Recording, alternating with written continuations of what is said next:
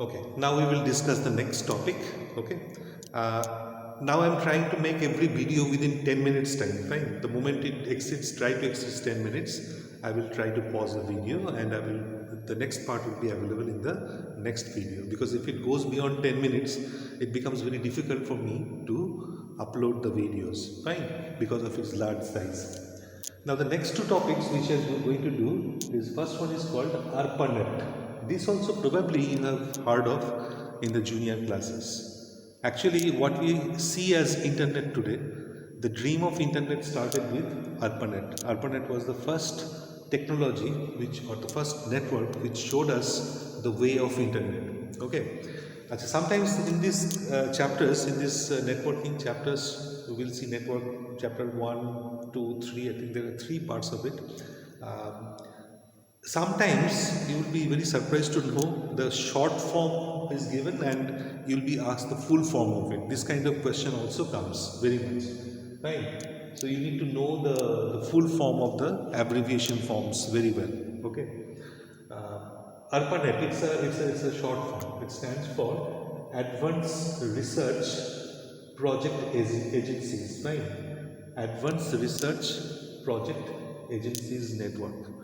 Okay. What happened in 1960s, late 1960s, US Defense sponsored a project. What they did, they just talked to some of the universities in USA and they just told that these 5 or 6 universities will be in connection with each other.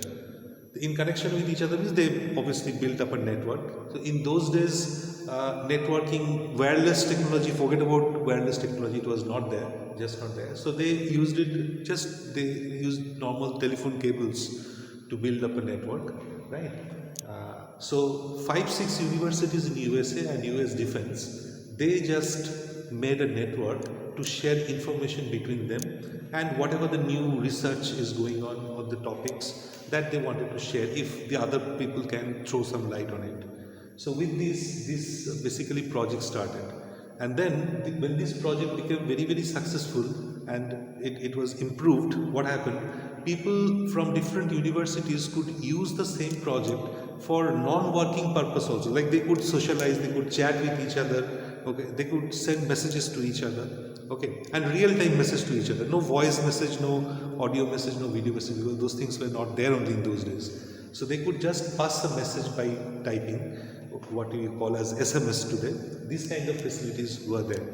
Fine. So this was the base of what we see as internet today. So from this topic, at the most what can come is its full form, nothing else. Okay, so don't worry about it.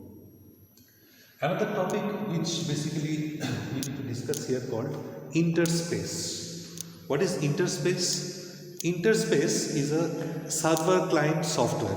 Okay, what is a server client software? Now you have Windows 10. You know Windows 10 is an operating system that you need to install in every computer. Fine.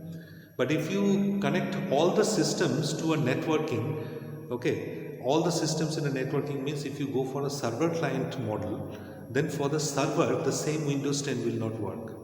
Okay. For every server, if you want a computer to behave like a server in a server client system, then for that you have a different kinds of operating system. Okay, like Windows Server, like there is a operating system called Windows Server operating system. Okay, it has Microsoft came up with this in the latest version was of 2016. Okay, so you need to buy basically a networking version of operating system for it, right? So this kind of software basically, okay, it's a server client based software. And what is the purpose of that software? That software enables you many clients to communicate to each other in real time, and it permits you to share the audios and videos. So obviously you can make out what I'm hinting towards. What you use it as social networking sites, you can share the videos, audios within no time. This basic idea was found in Interspace. This software was the basic software. Now a lot of modifications have been made on Interspace to make it a lot more improvised. Fine, but this is basically, you can say it's a kind of a technology also. This is the basic technology. Now, all that modifications have been made by the different social networking sites and other sites in order to make the live chatting possible, right? If you think of like Facebook, when Facebook came in India, that time we could just upload the photographs, we could comment and just do this much. Fine. Live Facebook live that facility was not there.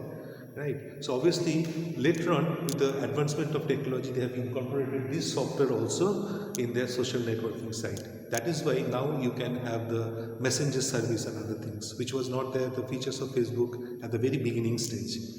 Right. So Interspace is basically, we will have to remember, it's a server client based software which allows many clients or many users at the same time to communicate to each other by using audios, by using videos, by using normal text message, whichever way they want. So it is basically a platform where many people can meet and at the real time. It's not that there will be some delay in this. Okay.